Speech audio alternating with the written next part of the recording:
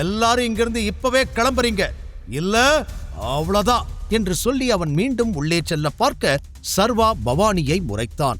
இருவருக்கும் நடுவில் மாட்டிக்கொண்டு முழித்தான் பவானி. பிறகு லேசாக சிரித்துவிட்டு விக்டரை பார்த்த சர்வா, நான் டைகரோட மெசஞ்சர், அவர் சொல்லிதான் இங்க வந்திருக்கேன். எல்லாரும் இன்னும் 2 நிமிஷத்துல இங்கிருந்து கிளம்பி இருக்கணும். உயிர் மேல ஆசை இருந்தா ஓடி போயிடுங்க என்று மிரட்டுவது போல சொல்லிவிட்டு விக்டரை பார்த்தவன், உனக்கு மன்னிப்பே கிடையாது என்றான். அதில் கடுப்பான விக்டர், டேய் இவனை தூக்கி வெளியில போடுங்கடா, இவனெல்லாம் பேச விட்டுட்டு வேடிக்கை பார்த்துட்டு இருக்கீங்களா என்று சொல்ல, உனக்கு கடைசி வார்னிங் கொடுத்துட்டேன், காது கேட்கலையோ? உயிர் மேல கொஞ்சமாச்சும் ஆசை இருந்தா இங்கிருந்து ஓடி போயிடு என்று கை கட்டி நின்று மிரட்டினான் சர்வா. விக்டர் அவனை முறைத்தான். சர்வா மற்றவர்கள் முன்னாலும் தனது அடையாளத்தை வெளிப்படுத்துவானா, இல்லை அதை காட்டிக்கொள்ளாமலேயே ஷிவானியை காப்பாற்றுவானா? ஆனால் அவன் சர்வாவைக் கண்டு சிறிதும் பயப்படவில்லை.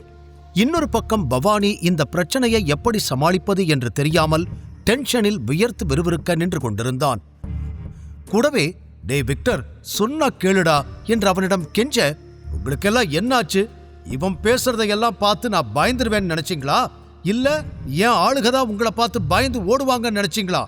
நான் இப்ப ஒரு வார்த்தை சொன்னா கூட இவனை பீஸா ஆக்கிடுவாங்க என்று விக்டர் பேசிக்கொண்டே போக சர்வாவிற்கு கோபம் அதிகமானது. பவானிக்கும் விஷயம் கைமீறி போவதாய் தோன்றியதில், விக்டர் சொன்னா புரிஞ்சுக்கோடா, அந்த பொண்ணை விட்டு, இல்லைன்னா டைகர் என்று பவானி சொல்லி முடிப்பதற்குள் அவன் சட்டையை கொத்தாக பிடித்திருந்தான் விக்டர். என்னடா டைகர்? டைகர் என்ன பண்ணுவான்? அவனால என்ன பண்ண முடியும்? நீ எதுக்கு இப்ப இவனுக்கு இவ்வளவு சப்போர்ட் பண்ணிக்கிட்டு இருக்க? நீ என்னோட ஃப்ரெண்டா இல்ல இவனோட ஃப்ரெண்டா? நீ மட்டும் இப்ப வாயை திறந்து பேசல, உன்னை இங்கேயே கொன்னுடுவேன் என்று நண்பனையே மிரட்டினான் விக்டர். அவன் உன் சைடும் இல்ல என்னோட சைடும் இல்ல என்று குறுக்கே பேசிய சர்வாவை விக்டர் திரும்பி பார்க்க, அவன் டைகர் பக்கம் இருக்கான். டைகர் என்ன சொன்னானோ அதத்தான் அவன் செய்றான், புரிஞ்சுதா என்று சர்வா சொல்ல, வாய மூடுறா என்று தனது பேண்டில் சொருகி வைத்திருந்த பிஸ்டலை கையில் எடுத்தவன், இதுக்கு மேல நீ ஒரு வார்த்தை பேசுன மூளை சதறிடும் என்று துப்பாக்கியை அவன் முன் நீட்ட பவானிக்கு இதய துடிப்பே நின்று போனது. விக்டர், நீ பெரிய தப்பு பண்ற, இதோட நிறுத்திக்கோ, சொல்றேல நிறுத்துடா என்று தன்னால் முடிந்தவரை நண்பனை கட்டுப்படுத்த முயன்றான். வாய மூடு, இல்ல முதல்ல உன்னை சுட்டுடுவேன் என்று துப்பாக்கியை இப்போது பவானி பக்கம் திருப்பி இருக்க தலையில் அடித்துக் கொண்டான் பவானி. நான் 1லிருந்து 3 வரைக்கும் எண்ணுவேன், அதுக்குள்ள நீட்டின துப்பாக்கியை நீ இறக்கி இருக்கணும். மீறி இருந்துச்சுன்னா உன்னோட முடிவு ரொம்ப கேவலமா இருக்கும் என்று அத்தோடு விரல் நீட்டி எச்சரித்த சர்வா, 1, 2 என்று எண்ண ஆரம்பிக்க அதில் சிரித்த விக்டர், தம்மா தூண்டு இருந்துகிட்டு சீன் போடுறத பாத்தியா? இறக்க முடியாது, என்னடா பண்ணுவ என்று திமிராக கேட்டான். ஒரே ஒரு போன் கால் நான் கரிகாலனுக்கு பண்ணுனா போதும், இந்த சென்னை சிட்டில நீ எந்த மூல முடுக்கல ஓடி ஒளிஞ்சாலும் உன்னை தேடி கண்டுபிடிச்சு உன் கதையை முடிச்சிடுவாரு என்று சர்வா சொன்னதும் இப்போது முதல் முறையாக அதிர்ச்சி அடைந்தான் விக்டர். என்ன சொன்ன? கரிகாலனா? கரிகாலன் சாரா உனக்கு எப்படி தெரியும் என்று சிறிது தடுமாற்றத்துடன் கேட்க நக்கலாக சிரித்த சர்வா, உனக்கே நல்லா தெரியும், கரிகாலன் டைகர் குரூப்போட சீனியர் மெம்பர்னு. அவர் சொல்லிய நீ கேட்க மாட்டேன்னு சொன்னா நீ அடுத்து டைகர் கிட்டதான் நேரடியா மோத வேண்டி இருக்கும் என்று சொல்லிக் கொண்டிருக்க, விக்டர் தயவு செஞ்சு துப்பாக்கியை கீழே போடுடா, இல்லைன்னா டைகர் கையால தான் நமக்கு சாவு என்று பின்னால் இருந்து கெஞ்சிக் கொண்டிருந்தான் பவானி. மெதுவாக அவனை திரும்பி பார்த்த விக்டருக்கு இப்போது கொஞ்சம் கொஞ்சமாக பயம் வர ஆரம்பித்திருக்க, எதுக்கு நீ இவ்வளோ கெஞ்சற?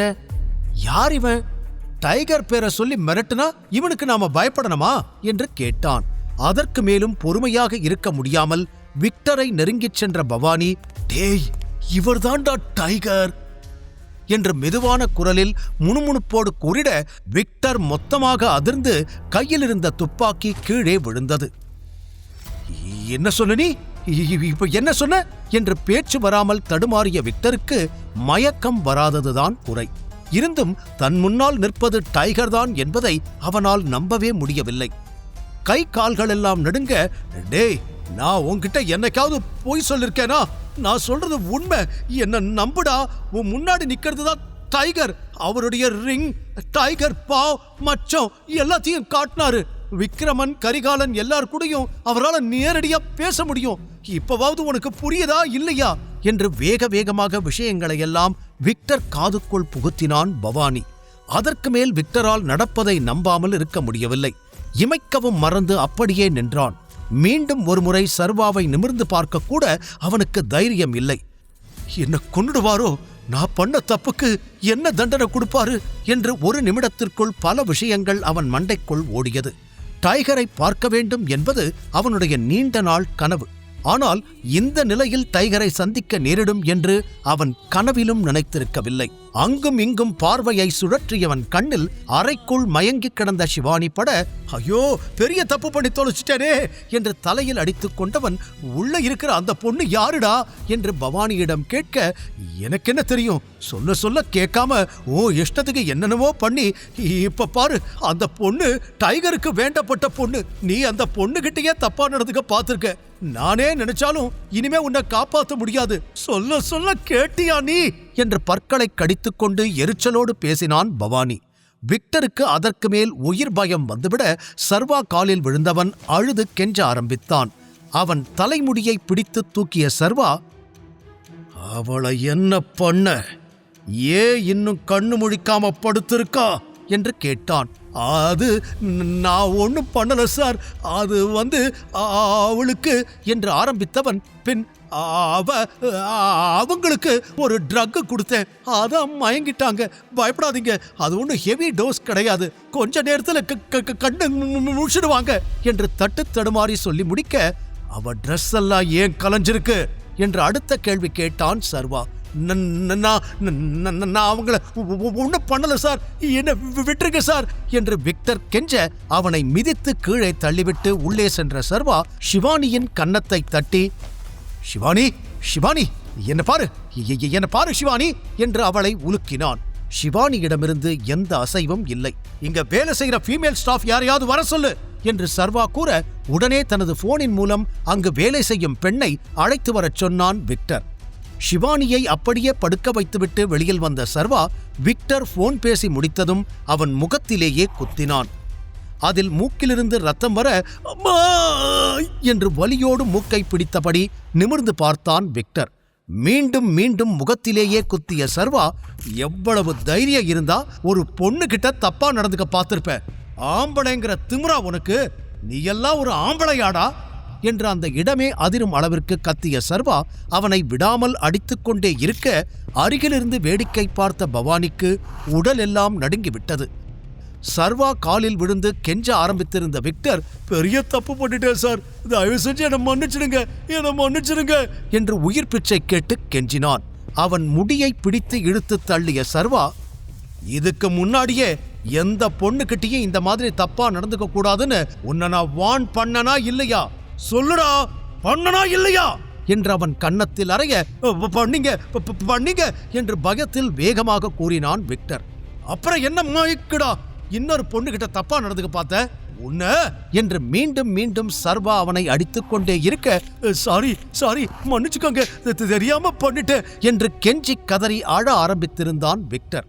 வாய மூடு, இப்ப கூட நான் யாருன்னு தெரியலனா இவகிட்டையும் தப்பா நடந்திருப்ப, ஆமாம் தானே என்று சர்வா கோபத்தில் கைகளை முறுக்கிக் கொண்டே கேட்க, இல்ல சார், இல்ல சார், இனிமே இப்படி பண்ணவே மாட்டேன் என்று கெஞ்சினான் விக்டர்.